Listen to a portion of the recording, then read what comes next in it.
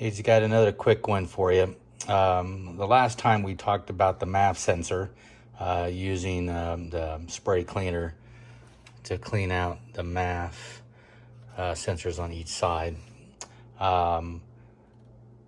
This time I'm going to talk about the throttle body, which is right behind those two tubes.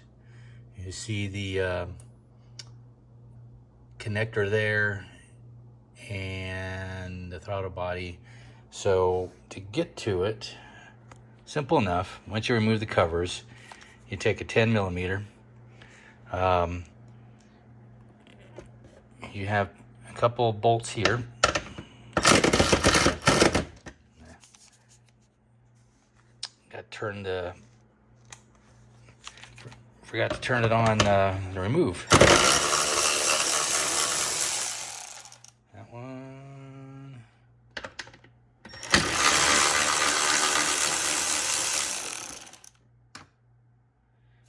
So we take those bolts out. Make sure you don't lose those. And that will take out this. So if you kind of pinch where the flex tube is, or pull back on the little flap here, pull that off. And then same thing on this side, just kind of pull that off. So we just have the two bolts to take that out. And then you have the I call it the air box, because it's basically once the air goes in through the air filter, it comes back out through here, and then there's a little baffle on the bottom of this, and then it goes into the throttle body. Then you have some other intake. Can't remember, doesn't really show it, but anyway, from here you just got these strap screws. You can use a screwdriver, or again, it's 10 millimeter. Just take it down to where it loosens it, here, and here, and take these hoses off. They just pop right off with the little clamp there. Sometimes pull those off like so. And you got one more hiding back in here is another strap clamp there. So take that off. When you put these back, just make sure that you put the strap with the hole over the little tip there on each side, and there's one down in on the throttle body. So once you've gotten this off, just pull back on that, pull back on that, and just lift it right out, because all you have is just a little spike there that holds down onto the frame. So let me grab the strap here. Okay, so there's our throttle body right back in there. Let me grab a flashlight, see this a little better.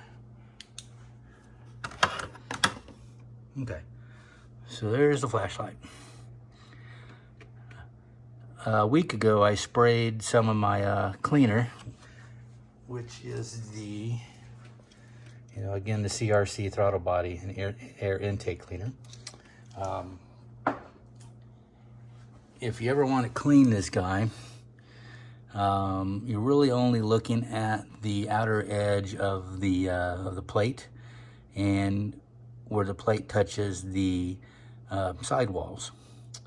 The actual throttle body, of course, it is fly-by-wire. There's no cables anymore. Toyota, Lexus went away from those probably in the early 2000s, I believe, when they went to strictly all wire, fly-by-wire control. These guys, if you remove the throttle body, they're not hard to remove, but you've got two coolant lines that go up into there. That's just so it warms up the throttle body so it warms up the air quicker that's passing through it. It's using the coolant from the radiator to warm up the air that's passing through it when it needs to, you know, when it's cold out, so it doesn't suck in too much real cold air. But there's been a lot of discussion about how to clean these, as far as do you touch it or don't touch it. And I've done my research on it, and two things. If you want to clean it, you can remove the battery, but it's not really necessary. I mean, it's as long as you don't have the key anywhere near you, just in case something decides to click on. But you probably won't have the key anywhere near you anyway. But if you want to clean it, people say you don't touch that because it'll throw off the calibration. You could damage the throttle body. And for the most part, some of that's true, but you can touch it because there's really no other way to get this thing to open up without touching it.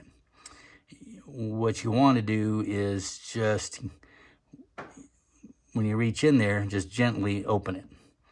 Don't flap it, you know, really quick and make it, you hear that clicking noise, because two things are going to happen. You could damage the mechanism, the winding, and the gear, and that's in this side of it over here.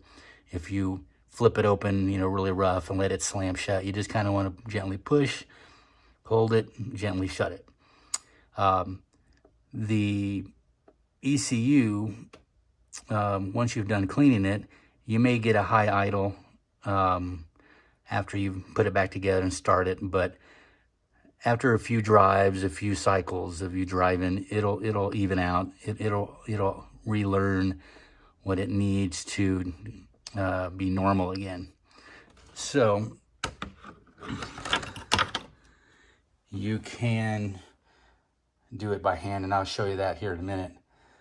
So just be gentle with it.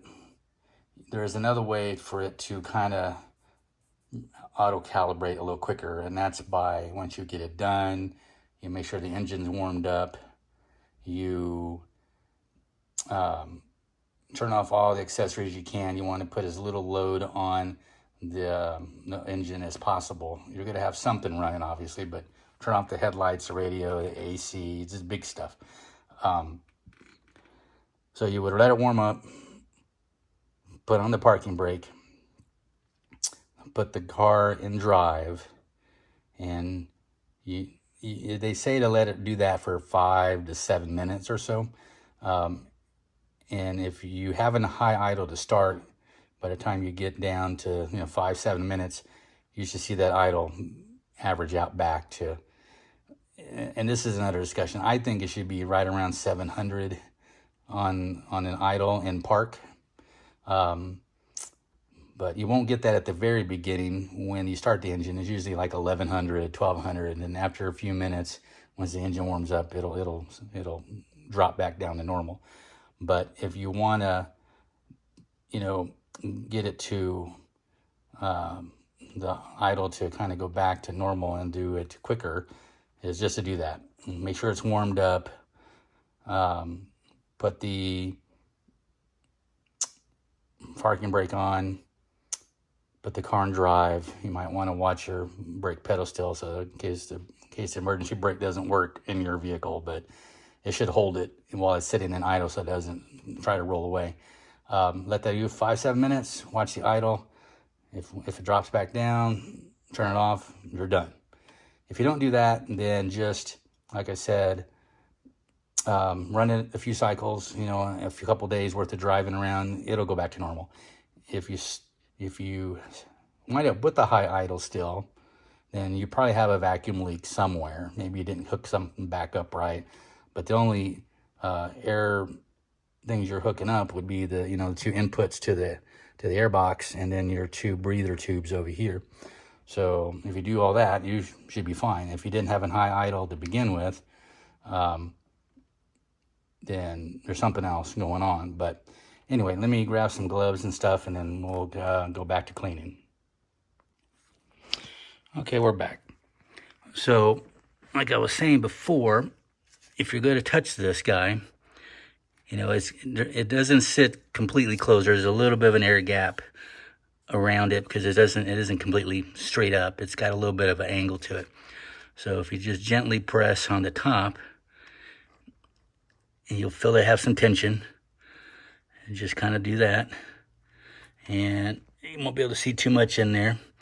And then when you close it, just leave your finger on it, just kind of let it rest back, and you're good.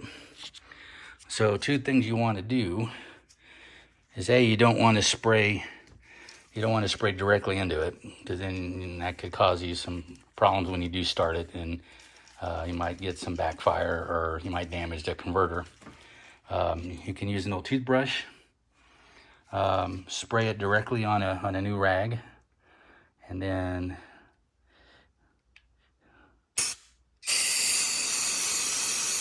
get it soaked in there.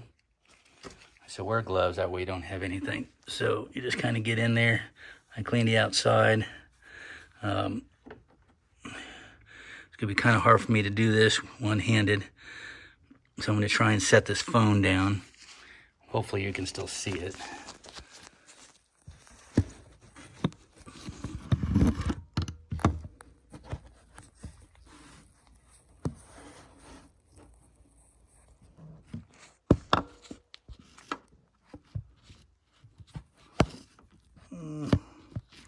I need something else to hold this.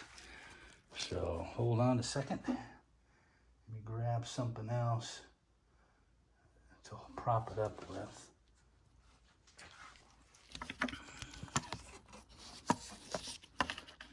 Okay, I can do this. Not dropping my phone or anything in there.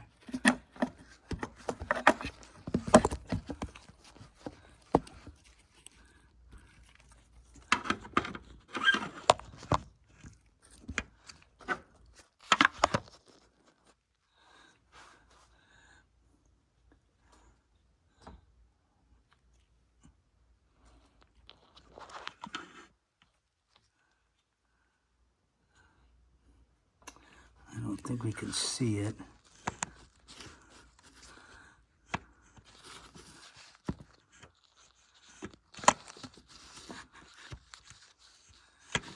This is either in the way or something.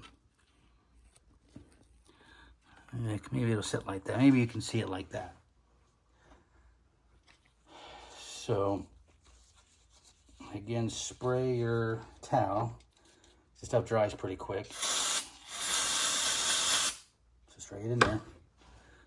So when you gently press in, kind of lift it a little bit. Try not to let it go. Stick your rag in there.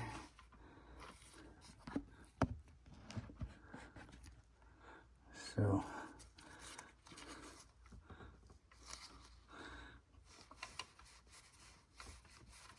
kind of get in there. Yeah. Sorry, this is so hard for you to see. I need something better to hold this up. I keep hitting it with my arm. So just carefully. So you can see what you're cleaning. Now I was just kind of wiping the back end. So I'm going to continue to do it, and then see if I can get my finger in there.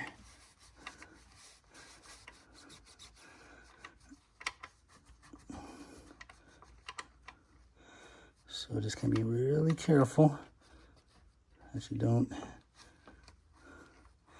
because you want to clean what's on the bottom. Let that go.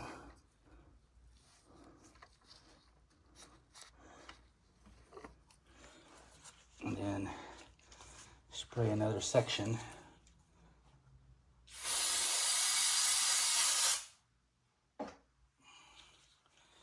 So clean that out. So as gently as you can. Trying to get my finger underneath this side. It's going to be kind of really hard to clean. But you want to clean the outer cylinder. And when you stick your finger in there, you'll kind of feel a little bit of a lip. That's what you're after. Like I said,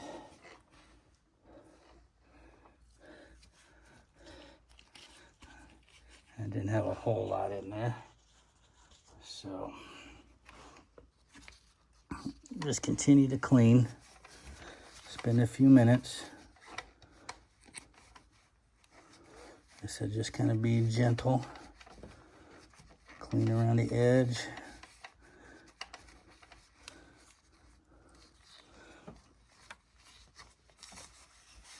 Clean the top.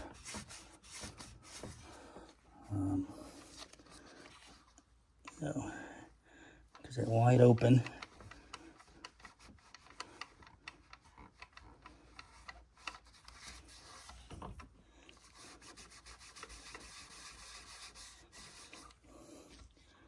So I'm going to move my light. So kind of look in there.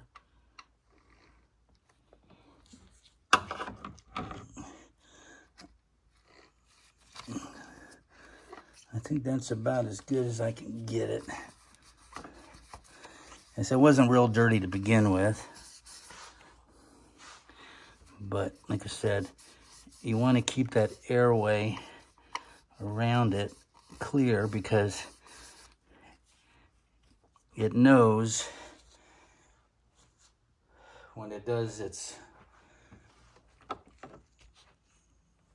because when the throttle's open and if there's any debris in there, it's gonna not close to the exact point where it's supposed to be, and then it will throw your idle off, for one, because now it's not closed. There's a certain percentage where it knows it has to be open at idle. And if there's debris in that cylinder or on that plate, it'll throw that percentage off. And so it'll think that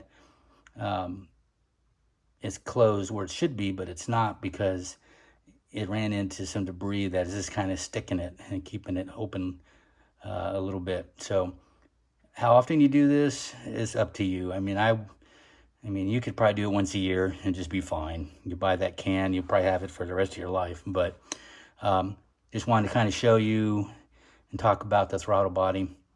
So, don't be afraid to touch it. Just don't flap it open and let it kick back and forth, because that's where you will cause your damage on that gear inside that motor. Just gently do it.